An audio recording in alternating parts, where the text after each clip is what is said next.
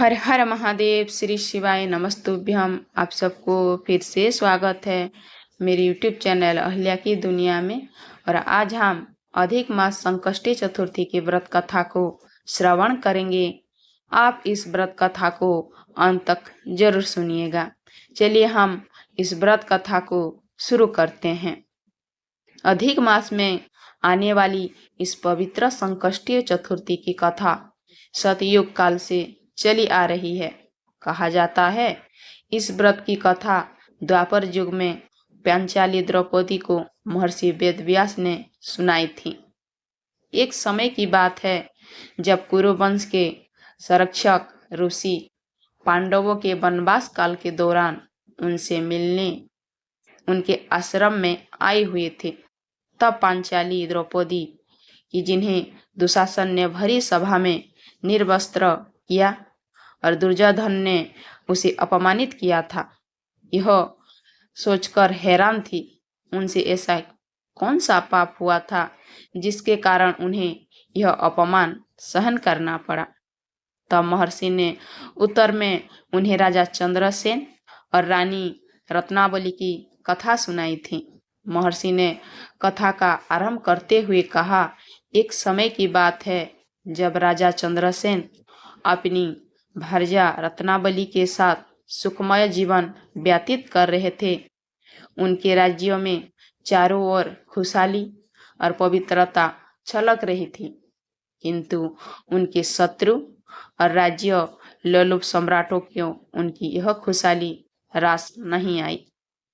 एक दिन राजा चंद्रसेन के शत्रुओं ने उनके राज्य पर आक्रमण किया और उनका सर्वस्त्र छीन लिया। राजा चंद्रसेन और रानी रत्नावली को अपनी सुरक्षा हेतु अपना राज्य त्याग कर वन में शरण लेनी पड़ी। दोनों अब अपना जीवन निर्वाह करने के लिए वन में मारे मारे फिरने लगे। एक दिन दोनों को पानी की प्यास लगी। प्यास से व्याकुल होकर वो वन में भटक रहे थे।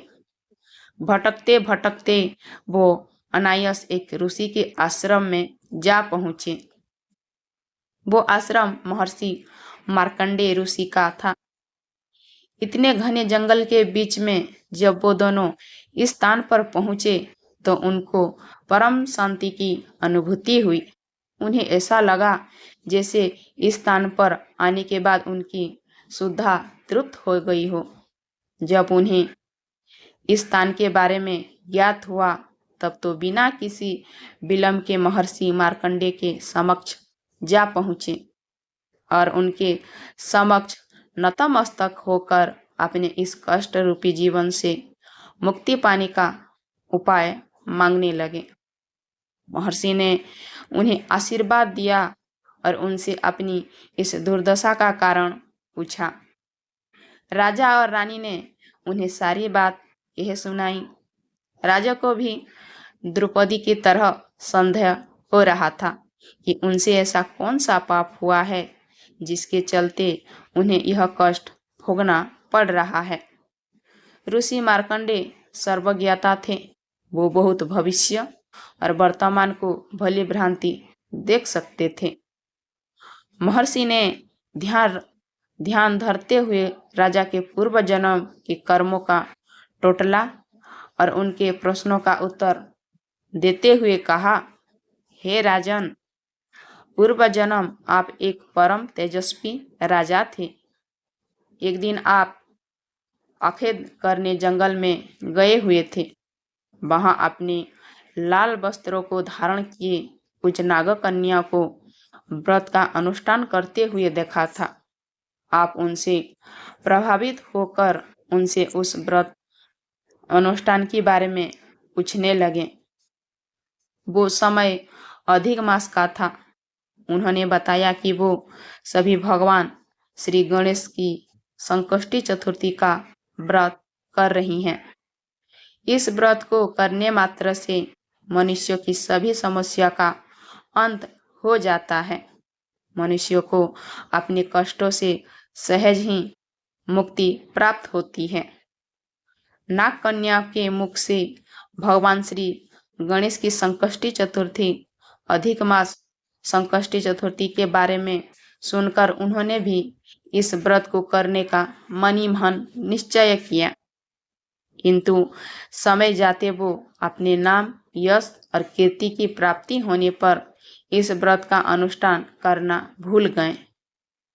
अपने शक्ति और सत्ता के पद से वो अहंकारी और अन्यायी राजा बन गए। अपने कुकर्मों के फल स्वरूप उनकी अकाल मृत्यु हो गई थी। अंत उन्हें अपनी पूर्व जन्म के कुकर्मों के फल भोगने के लिए इस जन्म में भी एक राजसी परिवार में जन्म लेना पड़ा। राजा चंद्रसेन की दुर्दशा का मुख्य कारण उनके पिछले जन्म में ये हुए उनके कुकर्म ही है, जिसके चलते उन्हें इस जन्म में भी अनेकों कष्टों का सामना करना पड़ रहा है। जब राजा चंद्रसेन को महर्षि के श्री मुख से अपने पूर्व जन्म के कुकर्मों के बारे में ज्ञात हुआ, वो पश्चाताप की अनुभूति करने लगे। उन्होंने उसी पल एक संकल्प लिया कि वो अपने इस जन्म में अपने पूर्व जन्म की गलतियों का अनुकरण नहीं करेंगे। अपने पूर्व जन्म में उन्होंने भगवान श्री गणेश की संकष्टी चतुर्थी का अनादर किया था।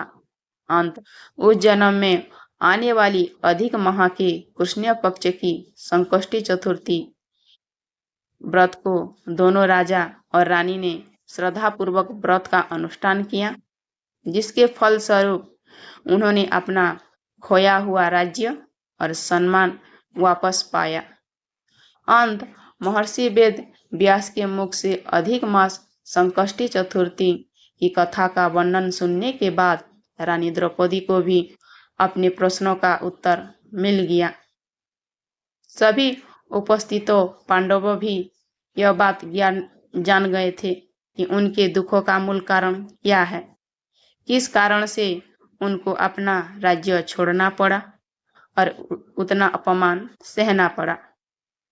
यह अधिक मास की संकष्टी चतुर्थी की कथा मनुष्य को यह सिखाती है कि उनके किए हुए कर्म उनके जीवन की गुणवत्ता निर्धारित करती है। मनुष्य को अगर अपना जीवन सुखमय और शांति से व्यतीत करना है, वो सदैव सुकर्म करते रहना चाहिए और कुकर्म और कुसंगत से दूर रहना चाहिए। आपको इस कथा कैसी लगी कमेंट में जरूर बताइएगा, और पहली बार चैनल पर आए हैं तो चैनल को सब्सक्राइब कर दीजिएगा, और मेरी वीडियो आपको अच्छा लगता तो एक लाइक जरूर कर दीजिएगा। हर हर महादेव, श्री शिवाय नमस्तुभ्यम।